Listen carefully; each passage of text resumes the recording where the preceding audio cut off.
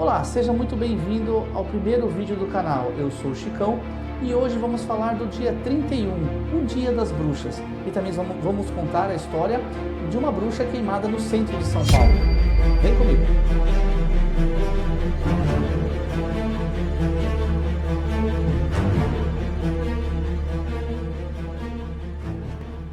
Seja bem-vindo ao Halloween, dia 31 de outubro, Dia das Bruxas.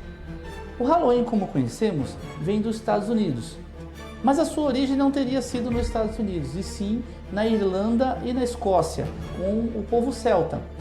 Existia uma comemoração pagã chamada Samhain, que celebrava o fim da colheita ou o fim do verão.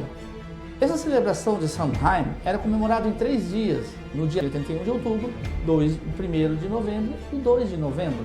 Era uma comemoração pagã, mas o Papa Gregório III resolveu trazer o Dia dos Santos, dia 13 de maio, para o dia 1º de novembro, tentando de uma forma cristianizar ou tentando converter essa comemoração pagã em festa católica.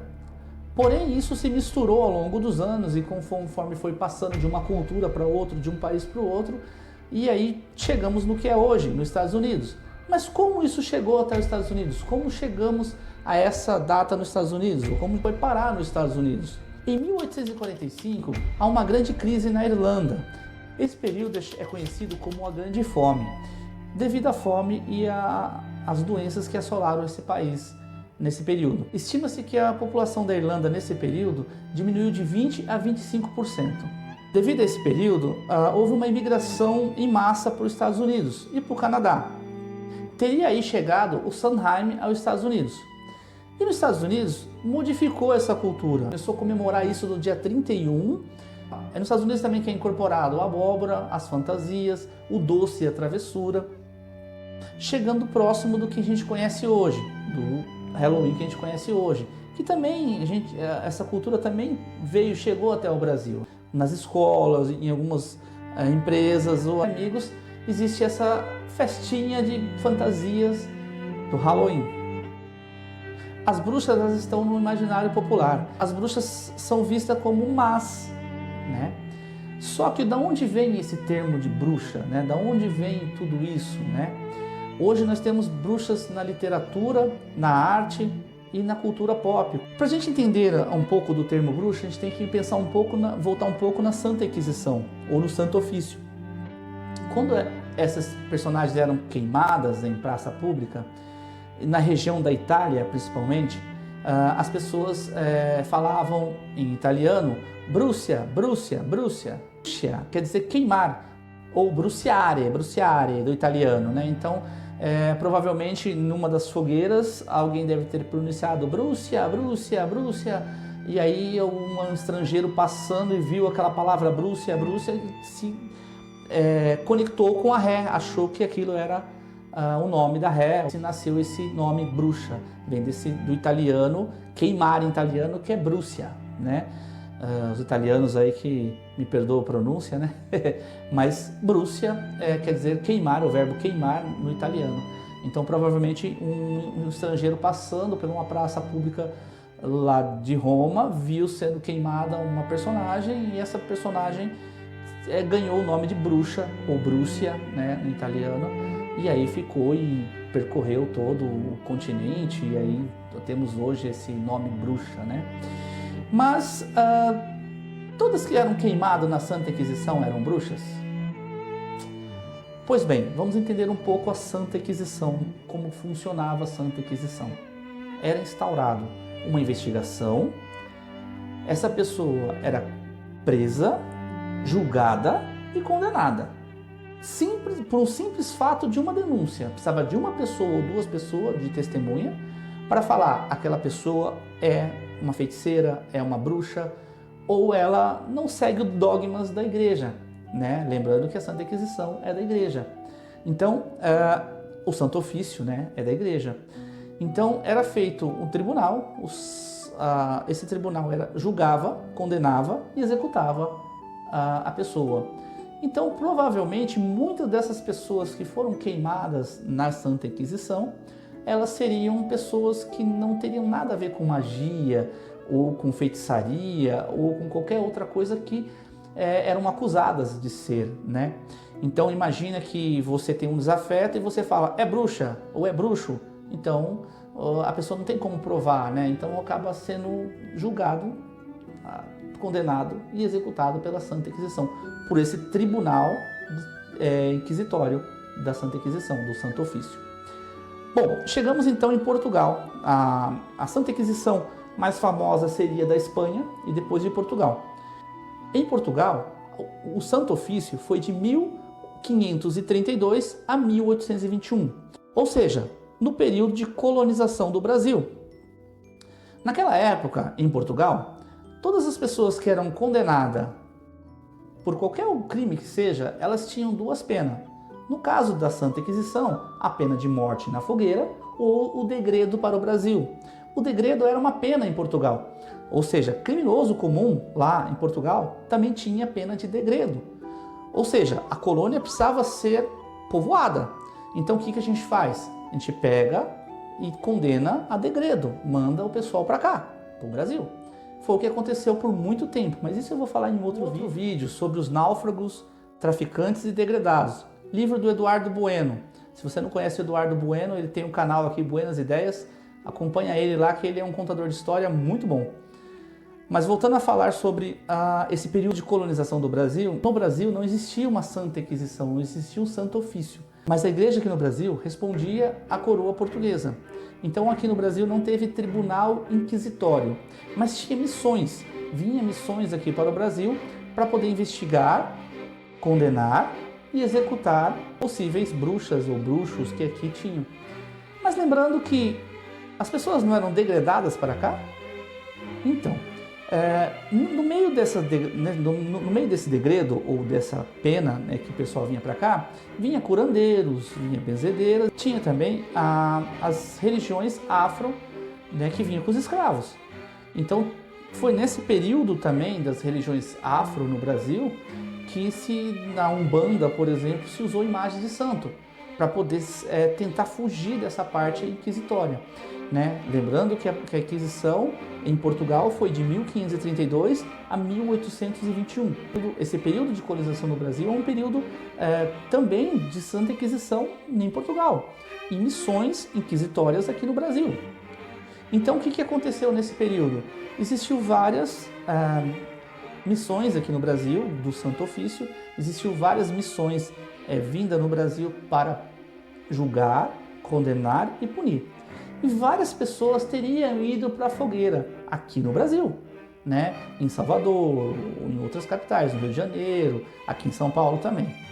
Mas eu peguei um caso aqui em São Paulo para conversar e trazer aqui para vocês nesse programa especial de estreia que estamos levando no ar hoje, dia 31 de outubro. Como eu disse, não precisa ser feiticeiro ou fazer magia para ser condenado na fogueira. Eu vou contar um caso para vocês de uma francesa, um casal francês que veio para o Brasil. O nome deles era Mima Reynaud e René Reynaud. E a Mima, ela era uma moça muito bonita, uma moça com a beleza de chamar a atenção de todo mundo, né? Lembrando que São Paulo era uma vila, São Paulo era um triângulo, o centro de São Paulo, né? Aquele triângulo do centro de São Paulo, Praça da Sé, Praça da República e Pátio do Colégio. Então fazia aquele triângulo histórico que chamamos hoje, né? Então dentro desse triângulo histórico chamava-se Vila São Paulo, né?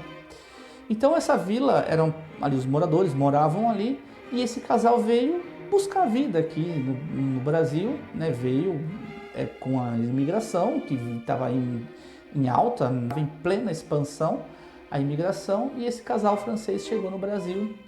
A Mima era uma moça muito bonita e ela atiçou a cobiça de outros homens da vila de São Paulo, né? Inclusive homens casados também. Um desses homens, então, assassina o marido de Mima, deixando a Mima, nome estranho, Mima, mas é Mima, deixando a Mima numa situação complicada, porque ela estava num país que não era dela, sem posses e sem poder trabalhar, porque naquela época a mulher não trabalhava, né? A mulher não tinha um emprego como tem hoje. Então era difícil ela sobreviver apenas com o que tinha, já que levando em consideração que ela não tinha quase nada. Ela chegou no Brasil sem posse, sem nada, ainda não tinha nada. Bom, ela resolveu sobreviver, e para ela sobreviver ela teve que ir para a prostituição. Tudo que os homens que a cercavam, ou que cobiçavam, queriam, né? Bom, muitos desses homens acabou frequentando a casa de Mima. Nesses episódios, 2 clientes de Mima teriam se desentendido e um deles teria morrido. Houve uma grande comoção na época, e essas mulheres apontavam a Mima como feiticeira, que teria enfeitiçado os maridos dessas moças, os maridos teriam enfeitiçado, por isso que eles estavam frequentando a casa de Mima. Bom, Mima foi capturada, foi julgada por uma dessas missões que veio ao Brasil, né, através da coroa portuguesa, veio ao Brasil, da Igreja Católica de Portugal. Uma dessas missões veio ao Brasil, julgou, condenou e sim, queimou a Mima no centro de São Paulo. Então esse é um dos casos, um dos relatos que aconteceu em São Paulo em 1692. Então em 1692 a Mima foi queimada em praça pública, ou seja, no centro de São Paulo. Não foi só a Mima que foi queimada, né? Existiam outras também. Eu posso até depois fazer um vídeo sobre todas, ou tentar pesquisar sobre todas que foram queimadas nesse santo ofício, né? Que não tinha um tribunal no Brasil, mas sim, vinha missões e fazia essa vez o tribunal. Porém, o que acontece? Outras pessoas que eram curandeiras ou benzedeiras também da época foram queimadas também. Então a Mima não é o único caso no Brasil de, teoricamente, bruxas sendo caçadas, condenadas e queimadas, né?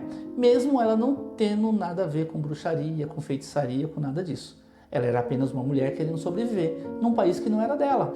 Bom, era essa história que eu tinha para trazer para vocês, a história da Mima. Isso é só um resumo do que é o Dia das Bruxas, o que são as bruxas, né, dentro dessa temática do Halloween, né, do Halloween. Hoje em dia a gente pode dizer que as bruxas não são tão má como lá no passado eles pregavam que eram, que a igreja pregava que era, né? Então hoje nós temos aí a religião Wicca, né, que trabalha a natureza, que trabalha essências. Então hoje em dia é uma religião também como outra qualquer, e temos que conhecer a história para não repetir os erros, né? Então, há pouco tempo atrás tivemos o caso aqui no Brasil também de uma moça que foi linchada porque falaram que ela fazia magia e era uma fake news, né? Era uma notícia falsa. Então a gente tem que tomar cuidado com o que a gente fala ou faz, porque isso pode prejudicar muito uma pessoa, e como prejudicou muito na época da Santa Inquisição, onde bastava uma pessoa condenar e apontar, falar, ela é feiticeira, ou ele é feiticeiro, essa pessoa era queimada em praça pública. Espero que vocês tenham gostado. Esse é o primeiro vídeo, é claro que ainda eu estou meio embaraçado com a câmera, ainda estou sem meu cenário aqui atrás, mas isso vai vir melhorando conforme os vídeos vão vindo. Mas sejam muito bem-vindos ao nosso canal A História por Trás da Literatura, onde eu vou tentar trazer sempre para vocês uma história. Vou trazer resenha de livros também, e resumo de livros, história de livros e de filmes também. Então a gente vai fazer tudo aí dentro dessa temática entre história e literatura. Eu vou ter também gravações externas, fora daqui. Eu já estou preparando alguns vídeos, como o caso do Moacir Pisa, ou como uma resenha de livro do Stephen King, que eu estou trabalhando. Então eu vou fazer vários externos também, não só aqui nesse estúdio improvisado, que está improvisado por enquanto, mas espero que vocês tenham gostado desse vídeo. Se gostou, deixa aquele like aqui embaixo, compartilhe e se inscreva para acompanhar os nossos próximos vídeos. Ok? Foi um prazer estar com vocês e até mais!